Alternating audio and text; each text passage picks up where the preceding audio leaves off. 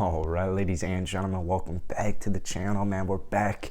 We're back home, going to Cabo in a couple of days for work. So, new location for a handful of days. I'm still kind of, wondering what content's going to look like while we're in Mexico. But came out a couple hours ago. Russell Westbrook apparently in the Houston Rockets, if a trade were to actually go down, a Russell Westbrook, John Wall swap, if that actually were to go down, apparently Russell Westbrook and the Houston Rockets would immediately hop on the buyout talk. So, this is interesting here. This is a real interesting trade. I still, let me get my opinion out right away. I still don't think this happens.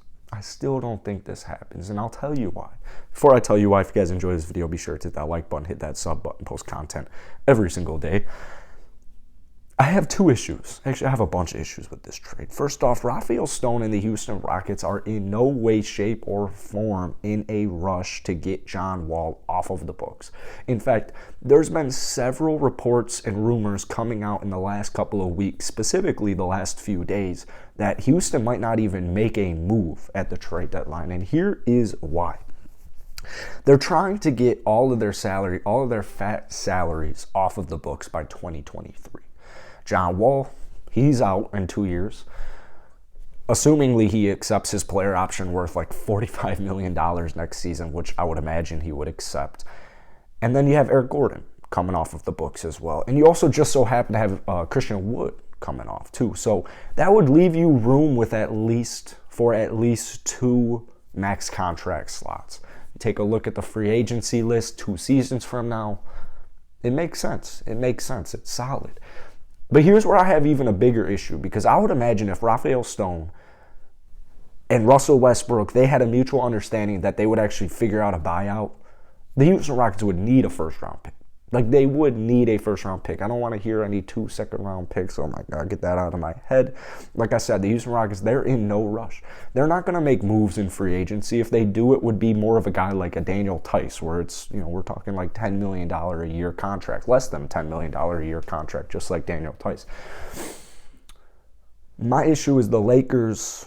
That's like their first-round pick, as crazy as it may seem, because it's in 6 years from now? I guess we're in 2022, as crazy as it is. A first-round pick 5 years from now isn't all that enticing. Like, it really just is not that enticing for your everyday team. A team like the Houston Rockets, a team like the Oklahoma City Thunder, they see the value in that, because what they would want to do is they would just compile it. They would bundle those, whether it's this season, whether it's at the draft, whether it's at the trade deadline next season. They would compile all their first-round picks to, make a move, not for Ben Simmons, maybe Ben Simmons, but for a guy like Ben Simmons. That's why you want all these first-round picks. When you hear like Philadelphia's like, we want 4 first-round picks for James Harden or for Ben Simmons, you're like, what? 4?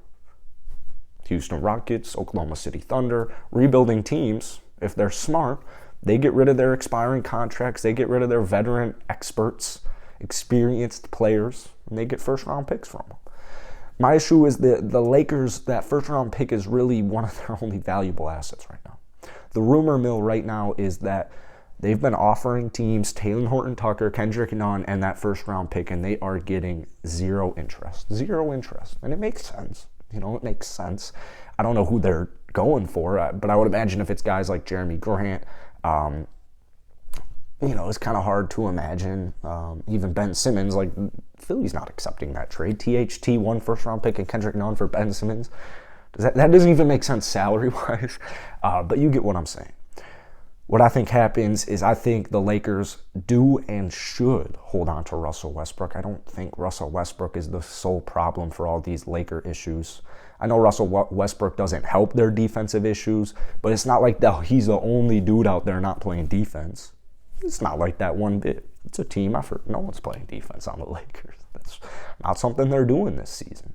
I do imagine that, and it has started to change. But I would imagine once Anthony Davis comes back, it's not end-all, be-all. It's not immediately fixed, but he's an anchor.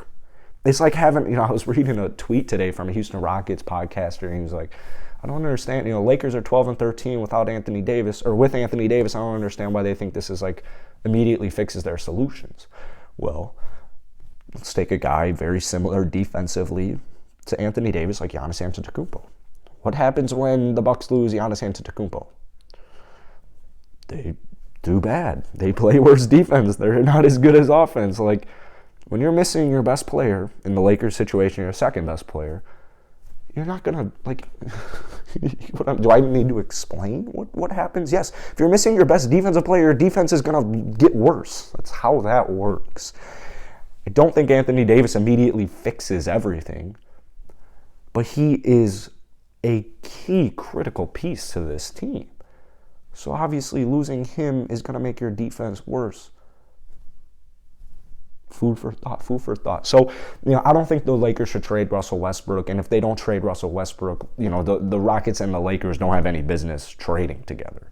The only thing I could think of is, and I know Rockets fans would disagree with this, but I would take Eric Gordon for Talen Horton-Tucker.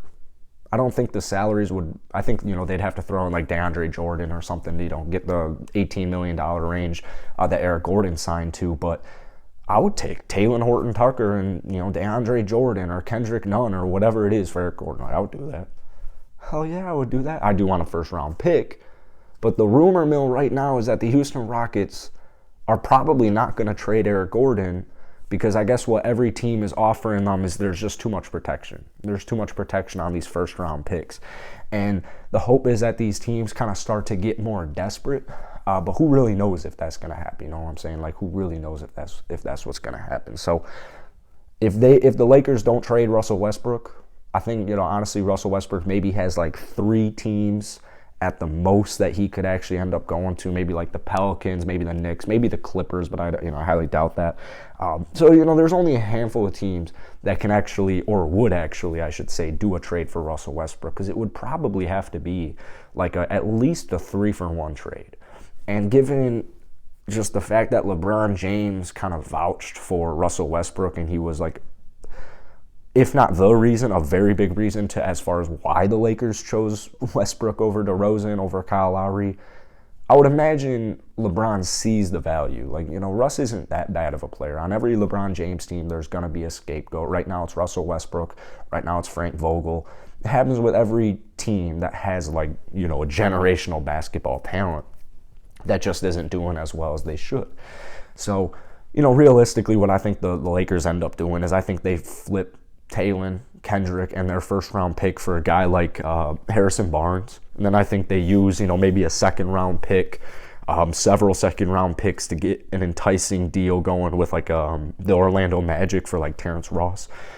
Russell Westbrook, just because of that first-round pick, I think the Lakers are much, much better off not dealing with the Rockets unless they were doggy desperate. If the Lakers had yet to make a move come like the last day of the deadline and they're making calls, Pelinka's making calls, and they're not getting anything, and they're like, yeah, we're just not sold on Westbrook, that's when I see this trade actually making sense for them.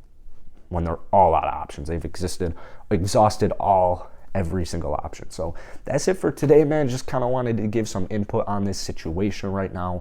If you guys enjoyed it, hit that like button, hit that subscribe button for daily videos, and I will see you guys later.